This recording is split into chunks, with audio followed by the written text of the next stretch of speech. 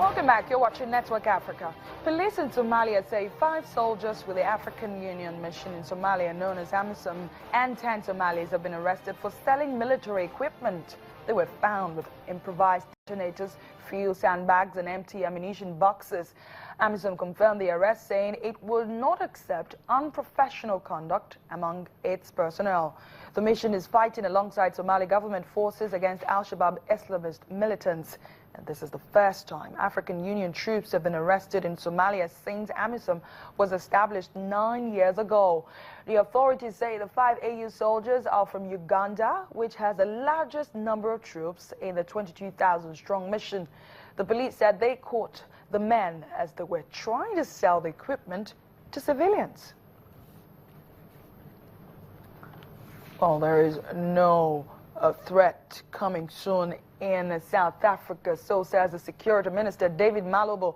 He has dismissed insinuations that the country is under a possible terror threat. The U.S. had issued a terror alert over the weekend, warning that Islamist militants were planning to attack places where U.S. citizens frequent, such as shopping malls in Johannesburg and Cape Town, ahead of the Ramadan, which begins officially on Tuesday in the country. Well, the Security Ministry has criticized the U.S. Embassy for the alert, saying the country is not in any immediate danger of attack. In a tweet on Sunday, the ministry said the last time the U.S. warned its citizens of an imminent attack proved to be false.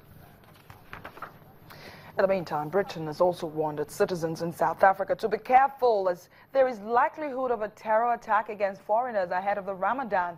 The British government said upmarket shopping areas and malls in the commercial hub of Johannesburg and Cape Town, widely regarded as South Africa's tourism capital, were the main target areas in the suspected planned attacks. Africa's most industrialized country has a significant expatriate and tourist population, but has seldom been associated with Islamist militancy. And it has been a year since an explosion at a petrol station in Ghana claimed the lives of 150 people. The blast happened on a Thursday as dozens of people sought shelter at the petrol station and in nearby shops in central Accra to escape 2 days of torrential rains. The whole nation mourned a disaster it had never seen before. 1 year on, business is back to normal in Accra. It has indeed been a disaster not seen before in Ghana. Burnt houses nearby still serve as a reminder of one of the worst disasters to strike the country. 35-year-old Alex Mensah survived the gas station blast. The former driver had gone to the petrol station to help rescue victims of the flooding and the evening explosion. He sustained burns in the process. Though the government had said it would help the affected families, Mensah says he still needs assistance to enable him rebuild his life. He has not recovered yet from his wounds. I've been going to the hospital to change my dressing twice a week, and anytime I get into a car, people look at me and are scared to sit close to me. It's hard for people to come and sit next to me on the public transport, but I always give thanks to God for His protection because I'm still alive. Other victims were not so lucky. I saw them dying. It's terrible. The June 3 disaster, as it has become known locally, occurred after days of torrential rain blocked Accra's aging drainage system and flooded the streets, forcing hundreds of people who were unable to return home to seek shelter at a petrol station.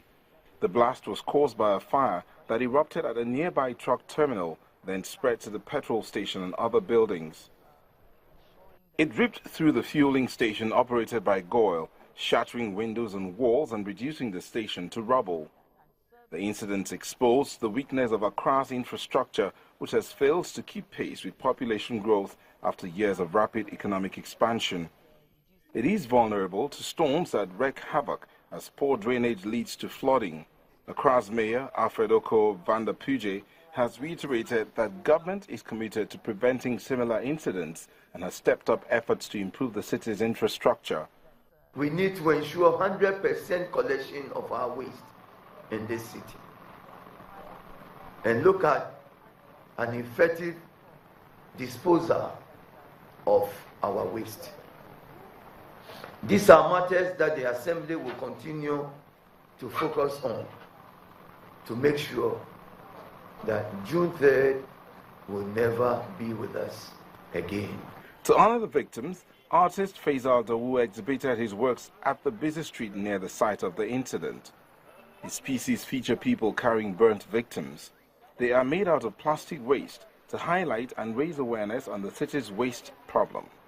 I'm using this platform to call upon everybody, each and everybody, to know that we contribute towards these kind of problems. So now the solution has now arrived. So everybody should take advantage of it and make something out of it, instead of us to be putting it in the gutter and government be using our own tax money to be disposing it. Ghana's President John Mahama and other dignitaries are due to join some of the victims at a memorial service later today to mark the first anniversary of the tragedy. And the memory of that day lingers on. Let's get the latest on the story from Ghana City FM's Petrol joins us from Accra. Thank you so much for speaking to us on Network Africa. Well, how did Ghanaians remember the Petrol blast this year?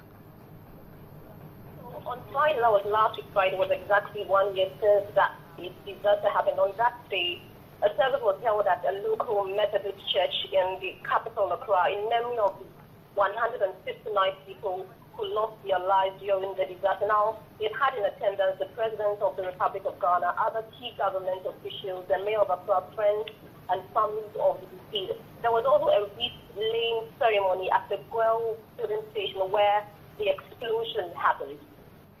And this was indeed a disaster quite unimaginable. Thank you.